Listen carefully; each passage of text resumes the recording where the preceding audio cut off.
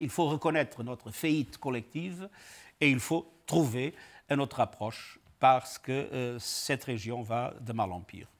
Dans l'est du Congo-Kinshasa, les populations manifestent contre les casques bleus de la MONUSCO parce qu'elles accusent ces casques bleus de ne pas les protéger contre les rebelles.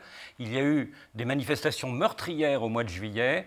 Est-ce que vous allez envisager un départ anticipé de ces casques bleus avant la date de 2024 et peut-être même avant la présidentielle de la fin 2023, comme vous le demandent plusieurs autorités?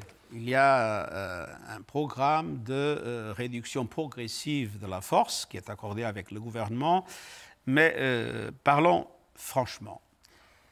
Les populations ont le désir et la perspective que les forces onusiennes soient capables de battre les mouvements qui les attaquent et de leur garantir la protection. Mais on est dans une situation extrêmement difficile. Vous voyez, l'M23. L'M23 a été, comme vous savez, la raison de ces dernières manifestations. Le fait que les Nations Unies ne sont pas capables de battre l'M23. La vérité, c'est que l'M23 aujourd'hui est une armée moderne, avec des équipements lourds qui sont plus perfectionnés que les équipements de la MONUSCO. Et viennent-ils du Rwanda, ces équipements ? Ils viennent de quelque part. Bon, vous semblez dire oui. Ils viennent de quelque part. De quelque part d'à côté. Ils ne sont pas nés dans la forêt. Ils viennent de quelque part. Alors, ce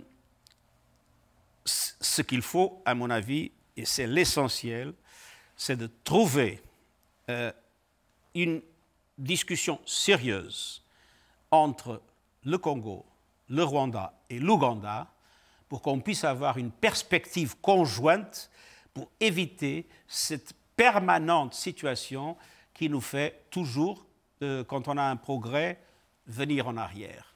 Il faut que ces pays se comprennent mutuellement et il faut que ces pays coopèrent effectivement pour la sécurité de l'Est du Congo et aussi pour les garanties de sécurité, il ne faut pas l'oublier, du Rwanda et de l'Ouganda. Il ne faut pas oublier que l'ADF est un mouvement originaire de l'Ouganda.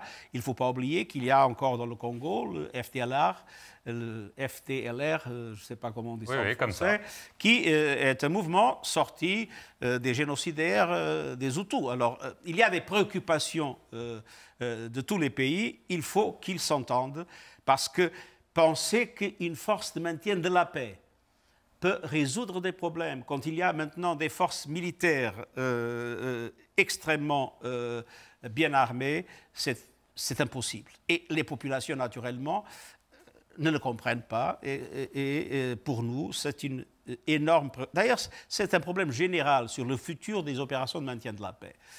Les opérations de maintien de la paix étaient faites pour maintenir la paix. Mais maintenant, elles opèrent dans des situations où la paix n'existe pas. Et je crois que c'est une réflexion essentielle. Nous avons fait un certain nombre de réformes pour améliorer leur capacité, pour améliorer leur sécurité.